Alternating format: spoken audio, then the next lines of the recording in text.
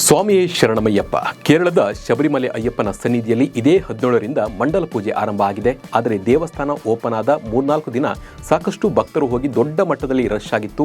ಅಯ್ಯಪ್ಪ ಸನ್ನಿಧಿಯಲ್ಲಿ ಭಕ್ತರಿಗೆ ಕೂರೋದಕ್ಕಿರಲಿ, ನಿಲ್ಲೋದಕ್ಕೂ ಕೂಡ ಜಾಗ ಇರಲಿಲ್ಲ. ನೂಕುನುಗ್ಗಲಾಗಿ ಭಕ್ತರು ಕ್ಯೂನಲ್ಲಿ 10 ಗಂಟೆಗೂ ಹೆಚ್ಚು ಕಾಲ ನಿಲ್ಲಬೇಕಾದ ಸ್ಥಿತಿ ನಿರ್ಮಾಣ ಆಗಿತ್ತು. ಹಾಗೆ ಭಕ್ತೆಯೊಬ್ಬರು ಅಲ್ಲಿ ಕೂಡ ಸಾವನ್ನಪ್ಪಿದ್ರು. ಮಕ್ಕಳಿಗೆ ಉಸಿರಾಟದ ಸಮಸ್ಯೆ ಕೂಡ ಆಗಿತ್ತು. ವಾಹನಗಳನ್ನು ನಿಲ್ಲಿಸೋಕ್ಕೂ ಕೂಡ ಆಗಿರಲಿಲ್ಲ. ಆದರೆ ಈಗ ಪರಿಸ್ಥಿತಿ ನಿಯಂತ್ರಣಕ್ಕೆ ಬಂದಿದೆ.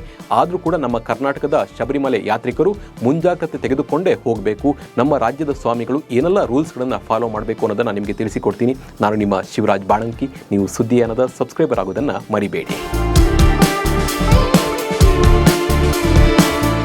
ಶಬರಿಮಲೆ ದೇವಸ್ಥಾನವು ಭಾರತದ ಕೇರಳದ ಪಶ್ಚಿಮ ಘಟ್ಟಗಳಲ್ಲಿ ನೆಲೆಗೊಂಡಿರುವ ಹಿಂದೂ ದೇವಾಲಯವಾಗಿದೆ. ಅಯ್ಯಪ್ಪ ದೇವರಿಗೆ ಸಮರ್ಪಿತವಾಗಿರುವ ಇದು ದೇಶದ ಅತ್ಯಂತ ಮಹತ್ವದ ಯಾತ್ರಾ ಸ್ಥಳಗಳಲ್ಲಿ ಒಂದಾಗಿದೆ.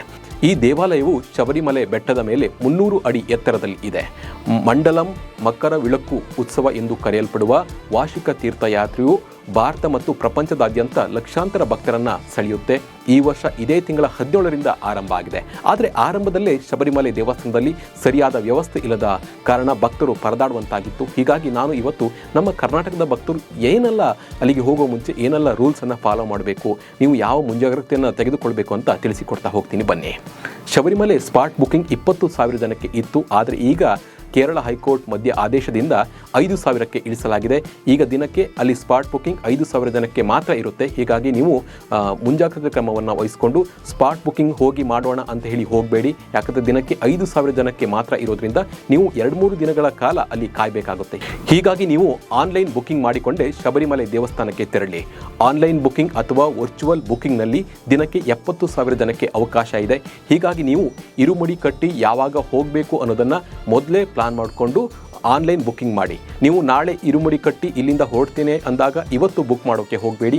15 ದಿನಗಳ ಹಿಂದೆ ಬುಕ್ ಮಾಡಿ. ಹಾಗೆ ಇಲ್ಲಿಂದ ನಿಮ್ಮ ಊರಿನಿಂದ ಶಬರಿಮಲೆಗೆ ಹೋಗೋಕ್ಕೆ ಎಷ್ಟು ಟೈಮ್ ಹಿಡಿಯುತ್ತೆ ಅನ್ನೋದನ್ನು ಲೆಕ್ಕ ಹಾಕಿ ಆನ್ಲೈನ್ ಬುಕಿಂಗ್ ಮಾಡಿ. ಇನ್ನು ವರ್ಚುವಲ್ ಬುಕಿಂಗ್ ಮಾಡೋದು ಹೇಗೆ ಅನ್ನೋದನ್ನು ನೋಡ್ತಾ ಹೋಗೋಣ ಬನ್ನಿ. ನೀವು ಮೊದಲು TDB ವೆಬ್ಸೈಟಿಗೆ ಹೋಗಿ ನಿಮ್ಮ ಫೋನ್ ಸಂಖ್ಯೆ ಮತ್ತು ಇಮೇಲ್ ಬಳಸಿ ಲಾಗಿನ್ ಆಗಿ.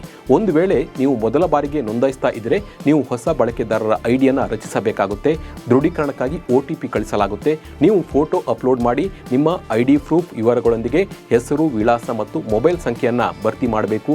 ನಿಮ್ಮ ಆಧಾರ್ ಕಾರ್ಡ್, ವೋಟರ್ ಕಾರ್ಡ್ ಅಥವಾ ಪಾಸ್ಪೋರ್ಟ್ ಸೇರಿದಂತೆ ಯಾವುದಾದ್ರೂ ಒಂದು ಸರ್ಕಾರಿ ಐಡಿಯ ನಂಬರನ್ನು ಹಾಕಬೇಕಾಗುತ್ತೆ. ಆಮೇಲೆ ಪಾಸ್ವರ್ಡ್ ಕನ್ಫರ್ಮನ್ನು ಮಾಡಿ ಈಗ ಮುಂದುವರಿಸಿ ಎಂಬ ಬಟನ್ ಮೇಲೆ ಕ್ಲಿಕ್ ಮಾಡಿ.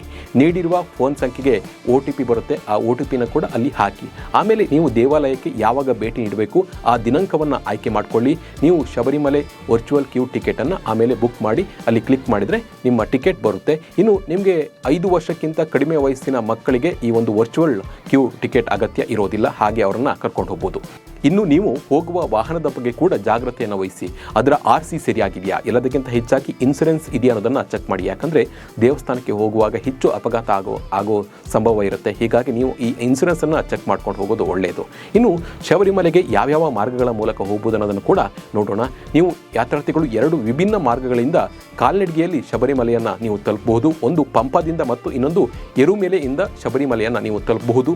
ಪಂಪದಿಂದ ಬರುವ ಮಾರ್ಗವು ಚಿಕ್ಕದಾಗಿದೆ, 5 ಕಿಲೋಮೀಟರ್ ನೀಲಿ ಮಾರ್ಗ ಎಂದು ಇದು ಕರೆಯಲಾಗುತ್ತೆ.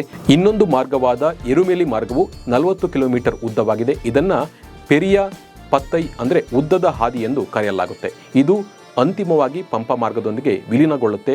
ನಿಮಗೆ ಯಾವುದು ಅನುಕೂಲ ಆ ಮಾರ್ಗದಲ್ಲಿ ಹೋಗಿ. ಈ ಹಿಂದೆ ಹೋದವರ ಬಗ್ಗೆ ಕೇಳಿಕೊಂಡು ಆ ಮಾರ್ಗದಲ್ಲಿ ಹೋಗಿ. ಈ ಮಾಹಿತಿ ನಿಮಗೆ ಇಷ್ಟ ಆದರೆ ಇದನ್ನು ಮತ್ತಷ್ಟು ಜನಕ್ಕೆ ಶೇರ್ ಮಾಡಿ. ನಮಸ್ಕಾರ.